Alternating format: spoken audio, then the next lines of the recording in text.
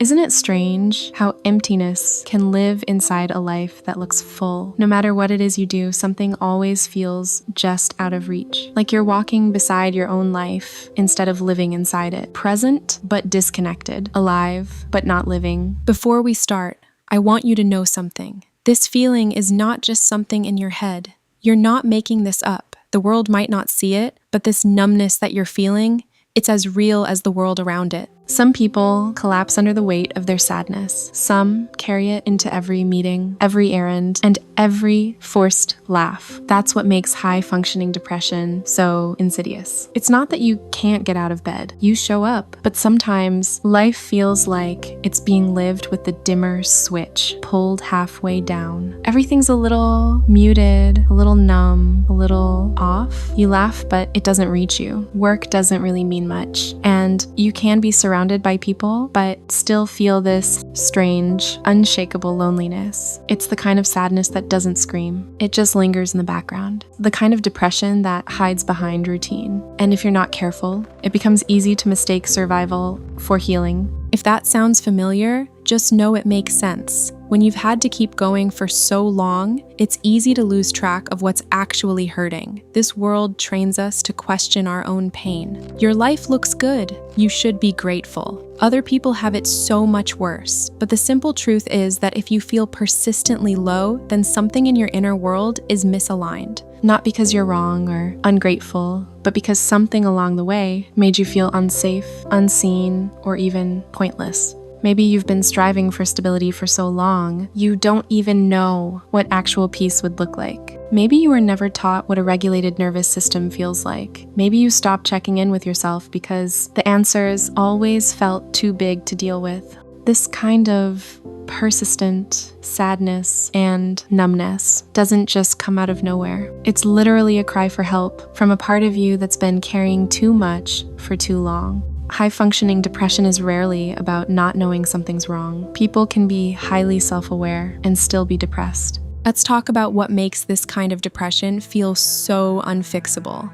The problem lies in these invisible gaps. Here's what I mean. First, you know you're not okay, but you don't know why. You've asked yourself 100 times, what's wrong with me? But the answer never lands. This state you are currently in isn't always caused by a single event. It can be years of micro-stress, loneliness, and emotional masking. The reason can hide inside of routines and expectations. So, if clarity hasn't come yet, ask yourself what's actually happening in the moments the feelings arise or the patterns repeat. Strip away the context and look for the trigger. What is it activating? What does your brain associate it with? Is it shame, hurt, abandonment, a sense of danger? The answer might not be loud, but the emotion might be chronic.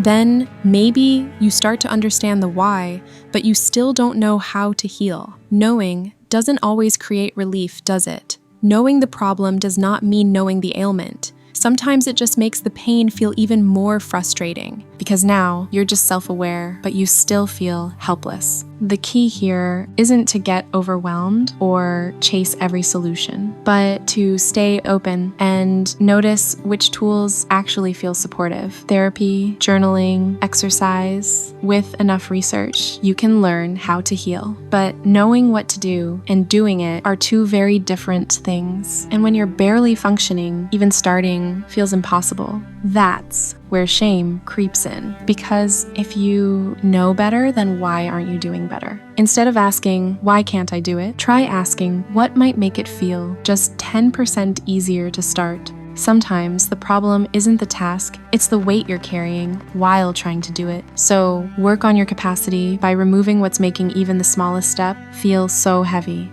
Look, you're not failing, and you most likely are not trying to self-sabotage. You're just tired, too exhausted to thrive, when all your energy goes into survival. And in a tired body, even the right answer can feel like too much. So, what can you do when you already feel like you've tried everything, or you just don't have the energy to take on something big? There's a study from Stanford that says, motivation isn't what creates action. Action creates motivation. Even something as small as standing up, taking a deep breath, and touching a doorknob can shift your brain's chemistry enough to begin the next thing. So let me share what's helped me. Not as solutions, but just the small things I return to that for me make a big enough difference and help me feel more like myself again. Some days, I just pick one small thing to do and I don't let myself judge it. It's about creating momentum. I try to follow BJ Fogg's Tiny Habits method, stacking a feel-good moment and a momentum-creating task together. Other days, I shift my environment before I shift myself. I light a candle, open a window, or even just move to a different room. Sometimes healing doesn't begin inside. It begins with what you're surrounded by. And when journaling, which I highly suggest you do, by the way, I don't force myself to write affirmations if they feel fake. Instead, I ask myself better questions, not what's wrong with me, but what am I not giving myself permission to feel right now? Or what part of me hasn't been heard today? Let your pen be curious, not performative. And honestly, I give myself moments where I do not care about the impression I am making, and I'm just completely myself. It could look like a random conversation with a stranger, a voice note to a friend, or just sitting on the phone in silence and letting someone else do the talking. Engaging with people where I don't have to perform is deeply healing. And if I feel I'm too far gone, too numb, or drowning in what feels like despair, I borrow hope. A podcast, a video, a story of someone who made it through. I might not fully believe I can get there yet, but it's a reminder of what the other side could look like. If you've been pouring all your energy into surviving in a world that only celebrates thriving, if you're tired of being self-aware, but still unable to make the shift, then let this be your reminder. You are not less than.